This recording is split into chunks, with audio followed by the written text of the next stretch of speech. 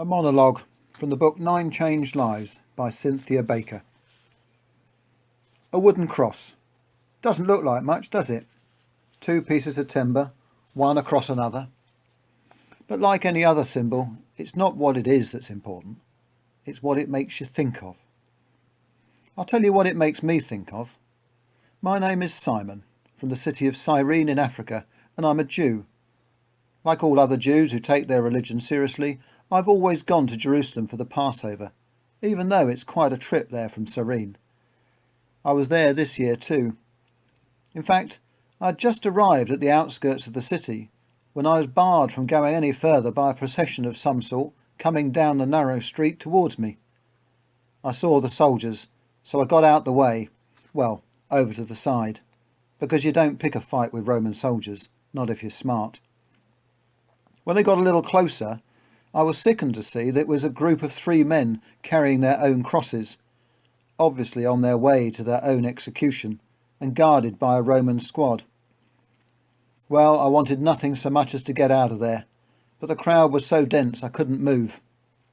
Then, to make everything worse, one of the 3 men stumbled and fell under the weight of his cross, right in front of me.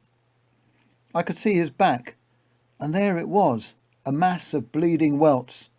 He had obviously been severely scourged. It was no wonder he couldn't get up. But one of the soldiers yelled at him and kicked him, but the centurion thankfully stopped him and began looking over in my direction. It was my misfortune to be the biggest man in the crowd, so he called me out, and I went, not willingly, but because he had a sword and the power of Rome on his side. "Give us a hand with this cross," he said, and they lifted the cross up off the fallen man and laid it on my shoulders. And then they yanked him to his feet. Well, I wanted no part of helping them with their dirty work. But suddenly, the man who had fallen turned his head and looked straight into my eyes. That look! It was like a sword going through me, and I remember thinking, well, I won't do it for them, but I'll do it for you, whoever you are. So I carried the cross out of the city to Calvary, walking in the midst of the soldiers and the crowd, along with those men who were doomed to die. A cross, a symbol of the cruelest of deaths, of shame, of disgrace, reserved for the worst criminals. All the way as we went, I wondered about the man who had been carrying it. That look in his eyes told me that he was no criminal. Well, you know what they did to him on that day, on the cross.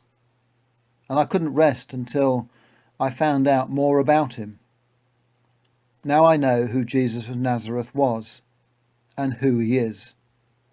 I thought I was doing something for him, but it turns out he was doing something for me. He was suffering on this cross and dying on it for me. And when I understood that, it made a disciple out of me.